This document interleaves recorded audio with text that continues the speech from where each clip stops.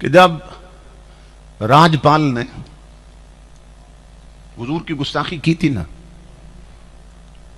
تو اس وقت غازی علم الدین اٹھا تھا،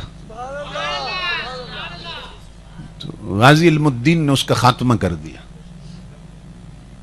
تو پھر پکڑا گیا اور میاں والی جیل میں پہنچا دیا گیا۔ تو میاں والی جیل کا جو وارڈن ہے وہ کہتا ہے کہ میری ڈیوٹی لگی ہوئی تھی، رات کو میں پہرے پہ ہوتا تھا، وہ کہتا ہے اللہ کی عزت کی قسم، جب رات کو ہم جیل کی تمام بتیاں بند کر دیتے تھے، تمام لائٹیں آف کر دیتے تھے، تو میں حیران ہوتا کہ علم الدین کے کمرے کی روشنی اور تیز ہو جاتی تھی۔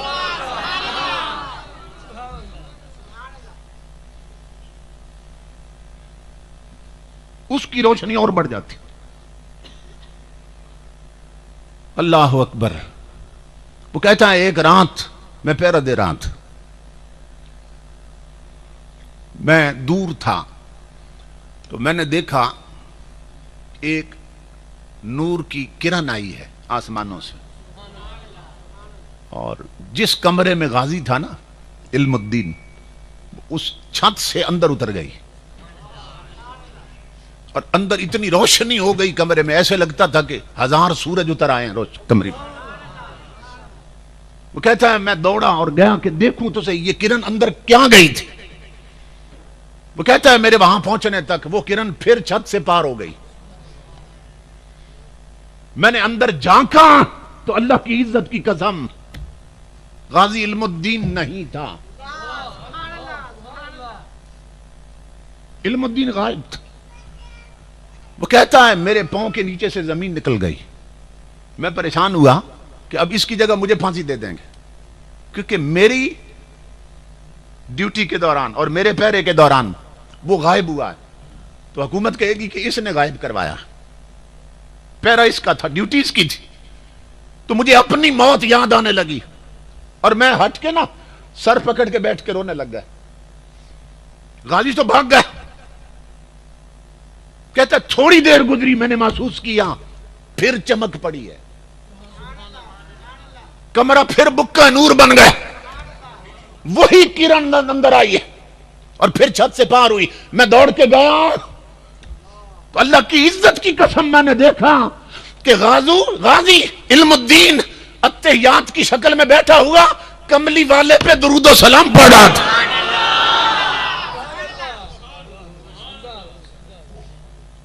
میں نے ہاتھ جوڑے، میں نے کہا غازی علم الدین میں تو مر چلا تھا، کہ غازی تو بھاگ گیا، ابھی تھوڑی دیر پہلے تو کمرے میں نہیں تھا، وہ اللہ کے بندے، وہ تو کہاں غائب ہو گیا تھا؟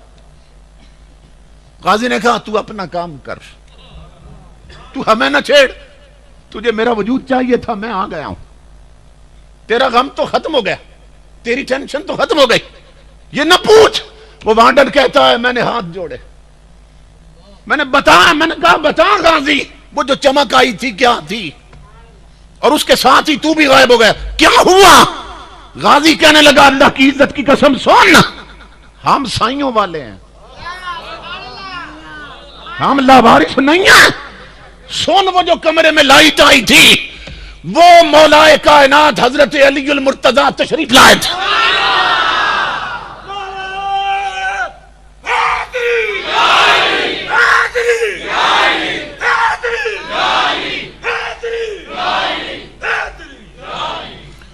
سیدنا علی المرتضیٰ نے فرمایا تھا غازی علم الدین چل تجھے مدینے میں مصطفیٰ یاد فرما رہے ہیں،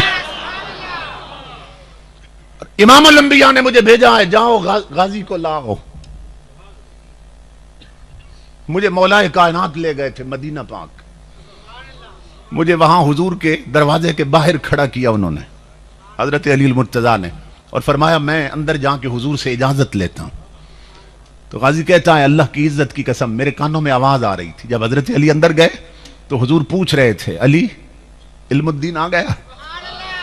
انہوں نے عرض کی یا رسول اللہ وہ تو دروازے پہ حاضر، اجازت ہو تو اندر لا۔ امام الانبیاء نے فرمایا اندر لاؤ اسے۔ جب میں گیا اندر تو میرا مقدر تاجدار کائنات نے اٹھ کے مجھے سینے سے لگا لیا.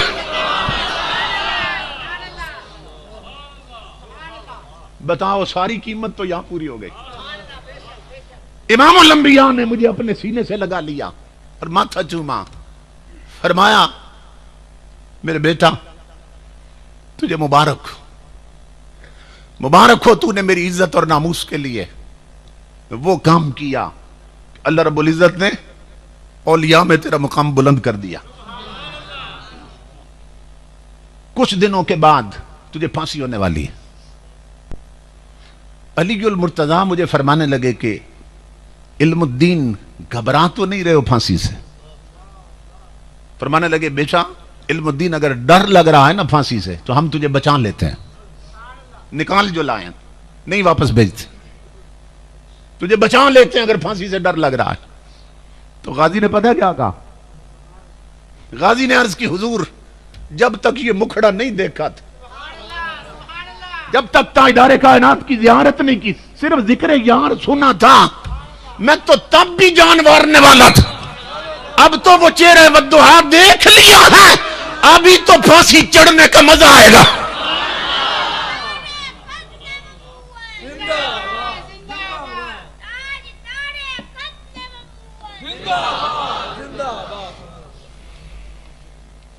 ابھی تو پھانسی لگنے کا مزہ آئے گا. پھر امام الانبیاء نے فرمایا اگر تیرا ارادہ پھانسی چڑھنے کا ہے تو پھر میرے بیٹا اس دن روزہ رکھ لینا، افطاری میرے ساتھ کرو گے. سمجھ رہے؟